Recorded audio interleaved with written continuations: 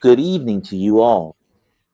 Today, we're going to talk about episode number 12 from Surah Al-Aaraf. And Lot, when he said to his people, "Do you commit such an indecency as no one in the world has ever done before you?" This verse is connected to his saying, "We said Noah to his people," which is in Al-Aaraf 49. If you remember, the meaning here is just as we sent Noah to his people, and Hud to his people, and Shuaib to his people, and Salih to his people.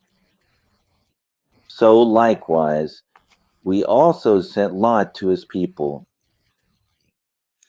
Lot was appalled by what they were doing, so he said to them, "Do you really engage in sexual acts with men?" This is the point. It is an act, or a crime, or an abomination that no one among all the worlds before you ever committed. No one among all people throughout all of history. That was the meaning of the verse. The source here is Zad al-Mazir fi Ilm al-Tasir by Ibn al-Jawzi. Here, also pay attention from the very beginning of the verse. Here, what did he say? He said, "This means that Lot is the one speaking to his people, not God saying this in the Quran. The statement is from Lot, while the narration, the recounting, the documentation, and the storytelling are from God. You approach men with desire instead of women. Rather, you are a people who exceed all bounds." Abu Ammar used to recite it as a nakum in the verse, without the Hamza. Pay attention, without the Hamza. The Hamza, but with the mad, the elongation mark, above the Aleph, that one with the mad on top. Not Ankum as it is written above like that. No, Abu Ammar used to recite it as a nakum ladatun Arajala Shawatan min duna nisa. That was the recitation. So what does it mean? The meaning is almost like the previous verse. He's telling them that you are having relations with men instead of women, and by doing so, you are exceeding the limits set by God. Who is the source here? It's Bar al-Ulum by al-Samarkandi. Whose statement is it? And who is reporting it? Pay attention here. Here, Lot is continuing his speech, telling them that you are committing indecency or having sexual relations with men instead of women. He's continuing his words. That's the whole idea. So, the statement is still from the Prophet Lot, while the reporting, documentation, and archiving are by God. And his people's only response was to say, "Expel them from your town. They are people who want to remain pure." This means that when Lot said that to them, the notables among his people, the elite, responded. We said it means the nobles, the leaders, the dignitaries, in other words, the cream of society. These are the ones referred to in the verse as the upper class, meaning from society, or the nobles, or the wealthy, or the powerful. They responded to Lot.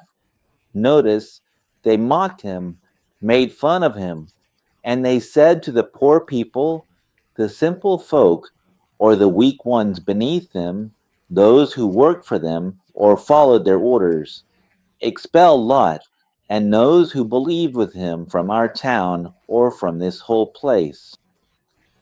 Drive them out of here because they don't do what we do." It's that simple. Who's the source here? It's Majma al-Bayan fi Tasir al-Quran by al-Kubrisi. Whose statement is it? And who transmitted it? The statement here, who is it from? It's from the leaders, the ones who answered his people. So who is speaking here? His people. Who said it? The people of Lot. Who conveyed their words? God. So he saved him and his family, except his wife. She was among those who stayed behind. The meaning here is that it's God who is speaking. So Lot entered his house. His people responded to him, and the leaders among his people replied to him. All of that happened. And here now God enters. The statement here is from God. You get what I mean? Because now, what's the meaning here? So we saved him and his family. The we here, the nun and Aleph, refers back to God himself. He is the one who saved Lot and his family, except for his wife. You see what I mean? God speaking. The meaning here is from God. We saved him. God says, we saved Lot and those who believed, except his wife.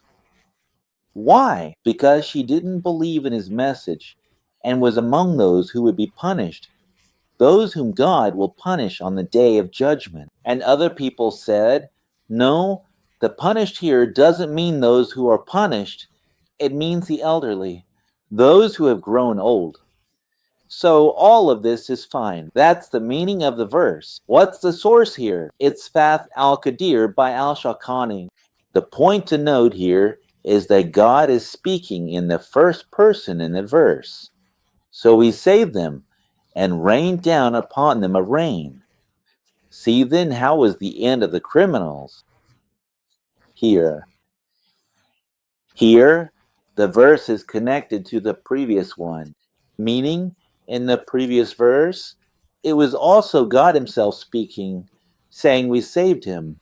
Then he continues, linking verse 84 to 83, and says, we rained down.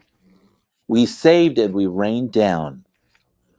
Here, we meaning God, is an implied pronoun. Its implication. We rain down. We meaning God. Very good.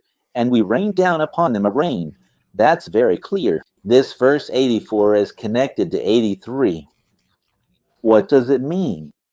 It means that we, God, rain down, that is, sent stones of baked clay mixed with sulfur, just like rain, upon the people of Lot, who were committing indecency with each other as men.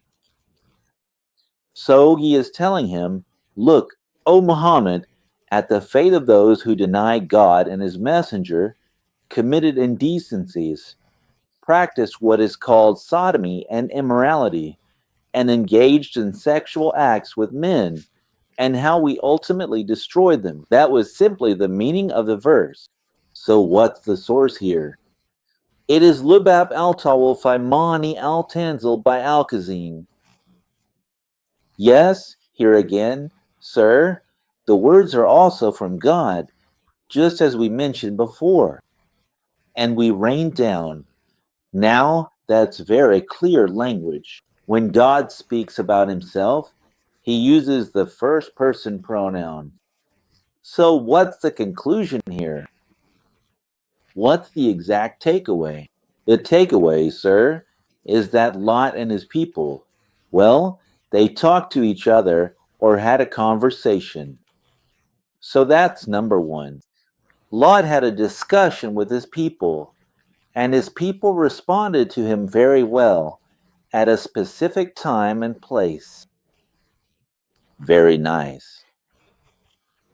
This conversation between Lot and his people happened by their own human will, completely separate and independent from God's will. Meaning, God didn't tell Lot, say this to them, nor did he tell his people, respond to him and say this. He was sent with a message, and he understood his people's language well, so he spoke to them in their language, according to their culture, way of thinking, and intellectual abilities. These were his own words. God did not dictate them to him.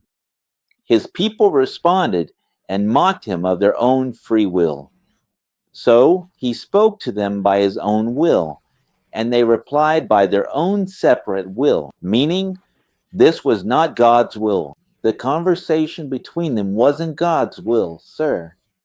God's knowledge is different from God's will, and we can discuss whether he knows or doesn't. But in any case, we're talking about will, not knowledge. Very important. So once again, Lot engaged in a dialogue. Pay attention to the word dialogue, because that's the action here. That's the event. He debated with his people, two people, and his people responded to him. Also, two, at a specific time, three, in a specific place, by their own human will, which is separate and independent from God's will. That's number one. All of this is number one. Number two, God. Number one was Lot and his people. God is one. He conveyed the words of Lot and his people, or their conversation with each other, in the same time and place. Very good. 3. What's the result? The result is that the Quran links. Yes, it links God to the event, which is conveying the words in the same time and place. Here, there is an embodiment of God. Why? Because, supposedly, God is absolute, beyond the limits of time and space. But here, he is directly with them. They say something, he conveys it. They say something, he documents it, archives it, narrates it, and recounts it. He is part of them, part of the conversation, part of the event. I mean, look, I've said this many times before, and I think there are still two prophets ahead of us. We'll say the same thing. We'll repeat the same thing with them too, that God creates, God inspires, God sends forth, God holds accountable, but he doesn't intervene in human events in their specific time and place. That's it. That's the whole story. Thank you all so much, and I'll see you in the next episode. Goodbye.